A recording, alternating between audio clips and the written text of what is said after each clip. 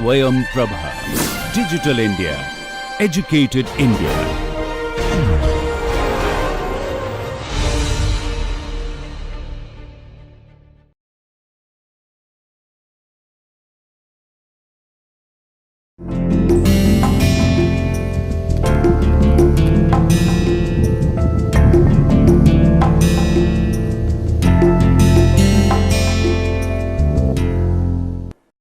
Let us start this lecture with a thought process. No pain can exist without any pleasure in life.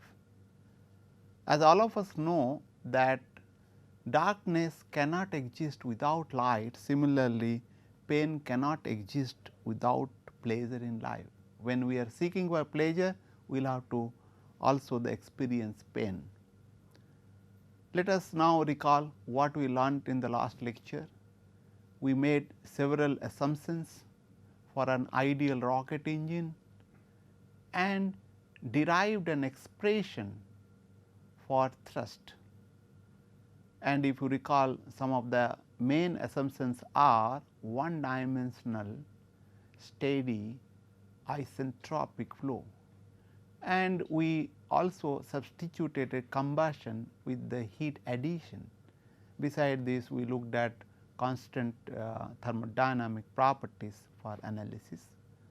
And if you recall, we derived an expression for thrust that is equal to m dot p v e plus p e minus p a into a e.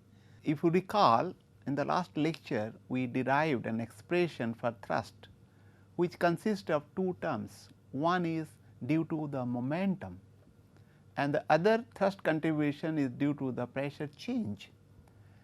And later on we looked at that when the nozzle is fully expanded, we will get the maximum thrust. And also we looked at the variation of thrust with altitude, in which the thrust is increasing with altitude for until it is certain kilometers, and later on it remains almost constant. And today we will be looking at some of the performance parameters of a rocket engine. A question might be coming to your mind, how can we evaluate the performance of a rocket engine? There are several performance parameters, thrust can be one of them. And the most important performance parameter is your specific impulse. As the name suggests that it is the ratio of impulse per unit weight of the propellant. Hence, the specific impulse can be defined as the impulse per unit weight of the propellant, and that is denoted by ISP. So, we can write it mathematically as ISP is equal to I divided by MPG, and then the I is the total impulse and MP is the total propellant mass that is carried with the vehicle, and F is the thrust. And we know that impulse is basically the force which will be acting on the vehicle for certain time. So, therefore, I can say that impulse can be evaluated when we integrate the force for certain time, that is T v. T v is your burn out time. And this is your g is your acceleration due to gravity at sea level. So, therefore, it will be remaining constant, it will not be changing with respect to time, and we can say that MP, the total mass, can be obtained by integrating the mass flow rate with respect to the time interval 0 to T v. Mass of the propellant, mass flow of the propellant will be changing, so also the mass.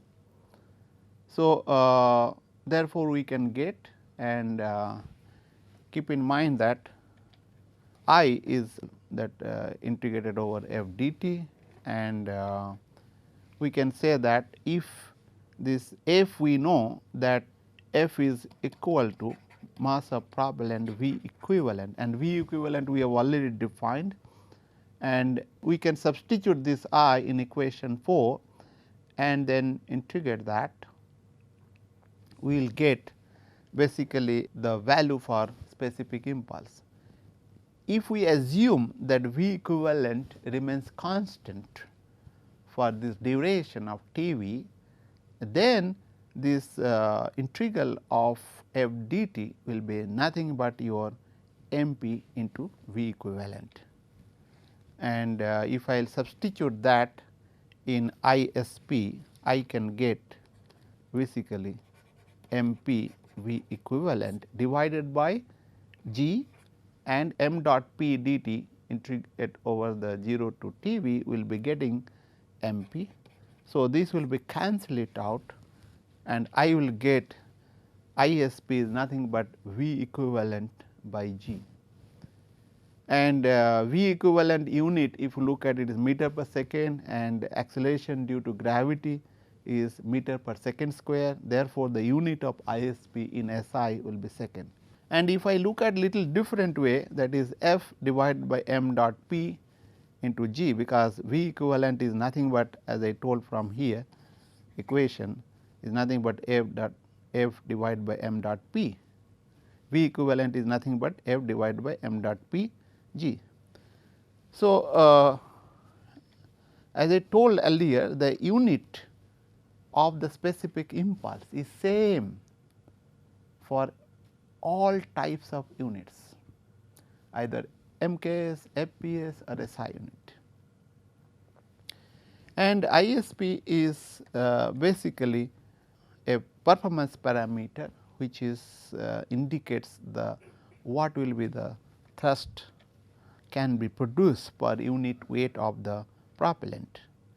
And ISP does not vary with the inlet velocity or the flight velocity, because of the fact that both the fuel and oxidizer are carried by the rocket engine itself. Therefore, there is no ram drag, and hence the force does not depend on the flight velocity. So, also the ISP.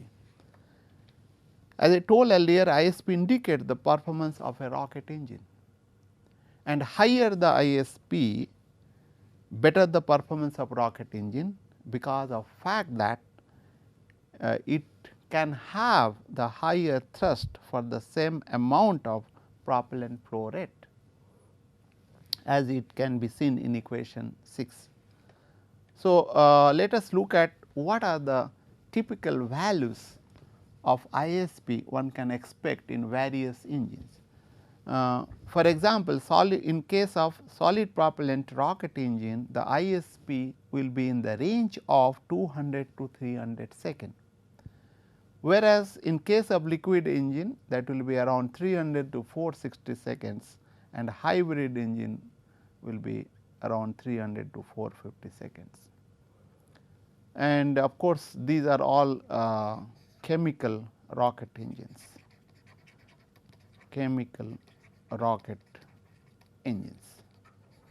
and keep in mind that the hybrid propellant rocket engine will have the ISP between the solid and liquid, whereas the solar, nuclear and electrical rocket engines, which are known as the non-chemical rocket engines, have higher specific impulse as compared to rocket engine. You can see in case of solar, the specific impulse is in the range of 400 to 700, nuclear it is 600 to 1000, and electrical it is 400 to 2000 seconds, and even sometimes it is much higher.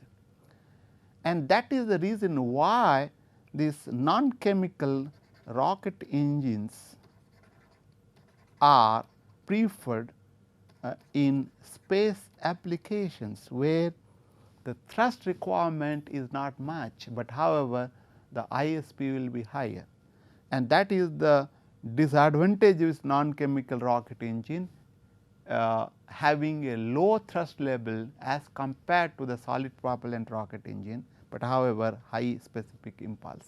So, that is why a chemical rocket engine is considered to be the workhorse of the space propulsion system as of now, as also the missile application. Let us look at now how does the specific impulse of rocket engines, particularly the chemical rocket engines, is comparable with that of the non-air breathing engines, and that is being shown here, the specific impulse versus the flight Mach number.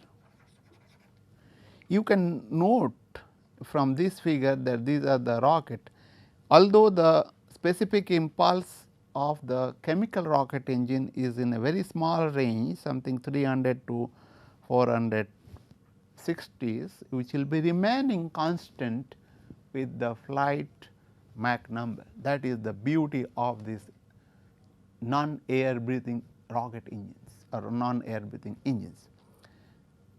But however, the air breathing engines like turbojet, ramjet and scramjet and pulse detonation engines, particularly for hydrocarbon fuel, are much higher as compared to the rocket engine, but it decreases with the flight Mach number.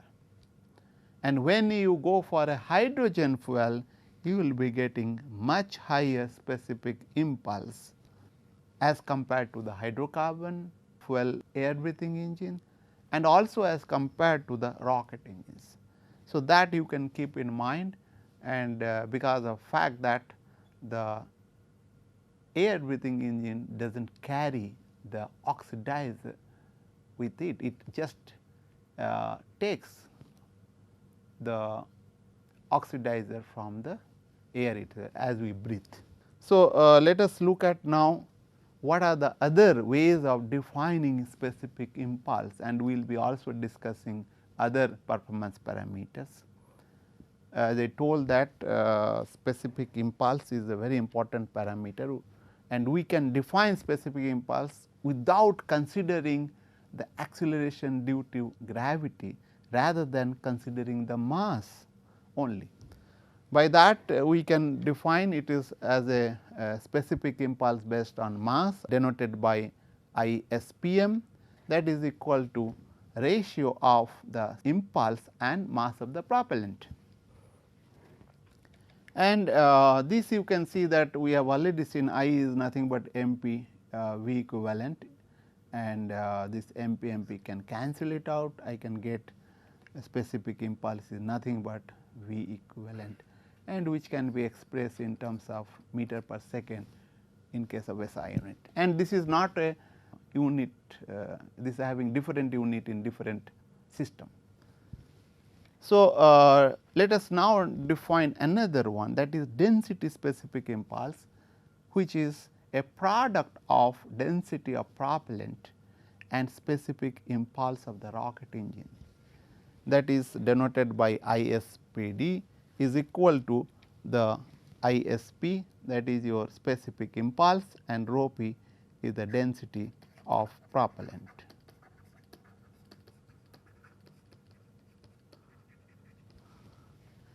And as you can see that ISP will be higher for the same specific impulse, that is ISP, provided if the density is different. For example, if you look at the liquid oxygen and liquid hydrogen system, then the density of the propellant will be lower as compared to the liquid oxygen and liquid kerosene fuel. So, hence for the same ISP, the liquid hydrogen and liquid oxygen engine will have a smaller space because of fact that the hydrogen is having lower density. So, therefore, one has to consider the space, and space is very important, and this can be looked at like if you look at this ISP is nothing but V equivalent divided by G, and this is rho p. So, you can look at its unit leisurely. So, ISP is basically a method of estimating performance of different engine regardless of their density of propellant. So, this is very important, particularly for the space application, where the accommodating the volume is important. That means, the space compactness is very important. So, in order to make it more clear, let us now define volumetric specific impulse, which is the total impulse per unit propellant volume of rocket engine, and which can be expressed as the ratio of I divided by volume of the propellant. This is your volume of propellant. So, we know that I that is a total impulse, nothing but your MP G and ISP divided by Vp. If you look at this, I can say is nothing but your density itself, rho p, and this is G and ISP. And the difference between density specific impulse and the specific impulse is that only the G is being added, both are same, except that G being is added here, and this basically indicates that how good this is in providing the impulse very compact manner. High volumetric specific impulse requires basically high specific impulse and a dense propellant. In other words, if you want to have a high volumetric specific impulse, it can be achieved by increasing the density of propellant or increasing the specific impulse, any one of them or both of them. And for the same specific impulse, you are having the high density, then naturally you will be getting high volumetric specific impulse. And it is important to consider the volumetric specific impulse in place of ISP to ascertain the effect of the engine size on the performance of rocket engine, because if the propellant tank volume will be higher, then naturally the space the size of the engine will be higher.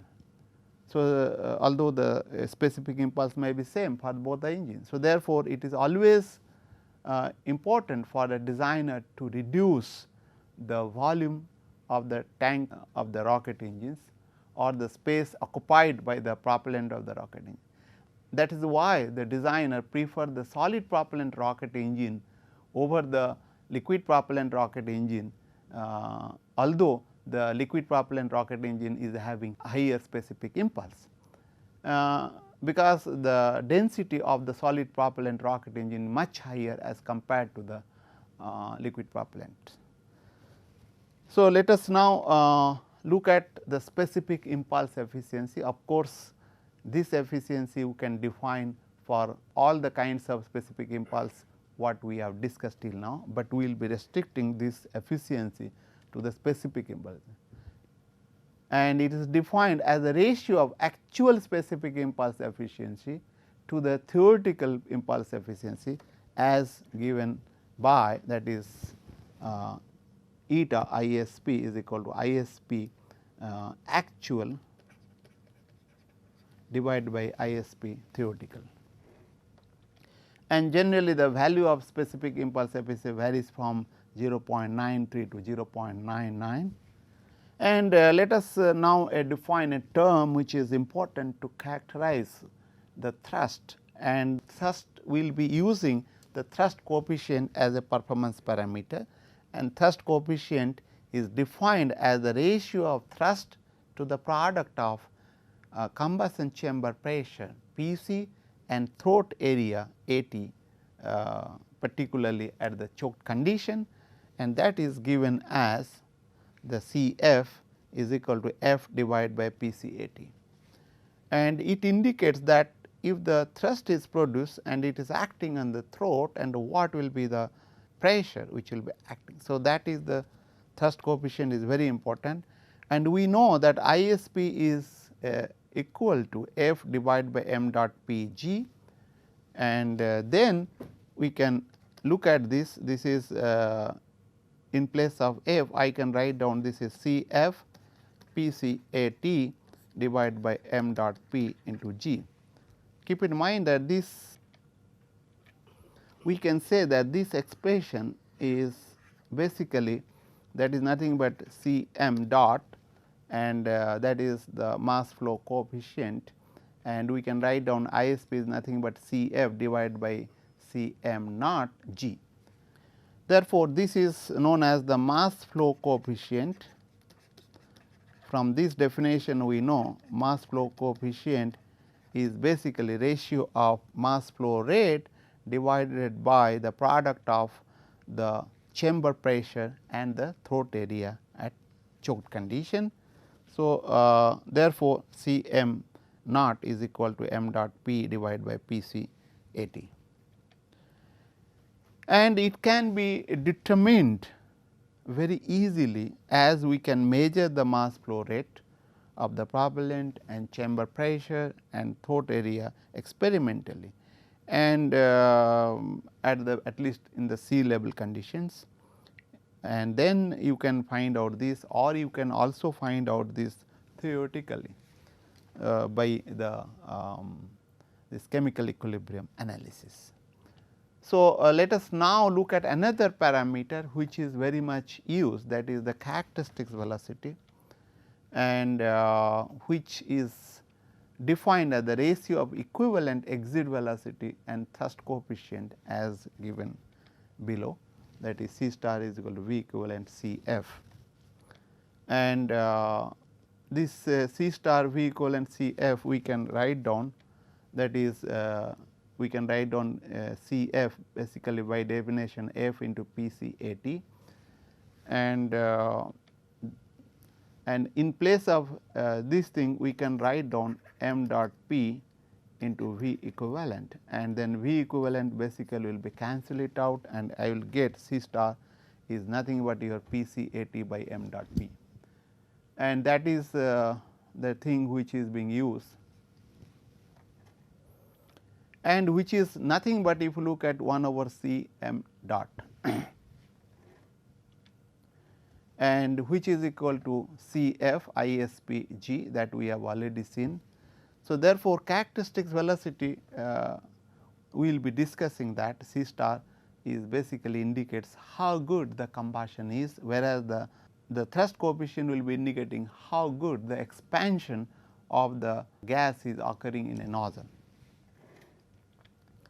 So, therefore, we can write down ISP is nothing but your C f divided by C m naught g. So, this is the expression we can get. If I can evaluate the C f, we can evaluate the C m, and of course, the g is known, say I can evaluate also the ISP very easily.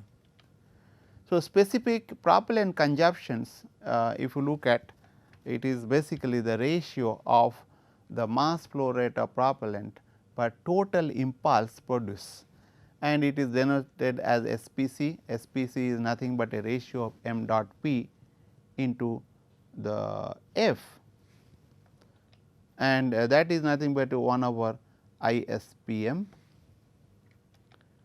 and we know that this is if you look at f is nothing but your m dot p V equivalent, it will be cancel it out, is nothing but 1 over V equivalent. So, impulse to weight ratio is a very important parameter, and which by the name itself indicates that it is the ratio between the total impulse to the weight ratio, and as given as IWR, denoted as IWR is equal to I divided by weight. This is the weight of the rocket engines, this is the weight of rocket engines, and which is consist of the propellant mass, and this is your structure mass, structural mass, and this is your payload mass. And keep in mind that weight means it will having a g, and we know I, that is impulse, is equal to ISP MP into g naught g. So, g naught or g, I can say g naught, sometimes I will be using g naught because this g naught correspond to acceleration due to gravity, and g naught is same, please keep that in mind. So, you can cancel it out, and that is basically the ISP MP divided by sum of MP plus MS plus ML. And of course, this already I have explained. W is the total weight of the vehicles, MP is the propellant mass, MS is structural mass, ML is the payload mass. So, this always the missile particularly should have a higher impulse to weight ratio. Space cat may be little lower values, but always designer has to work for to achieve higher impulse to weight ratio. So, with this we will stop over. Thank you very much, and in the next lecture we will be discussing about the other aspects.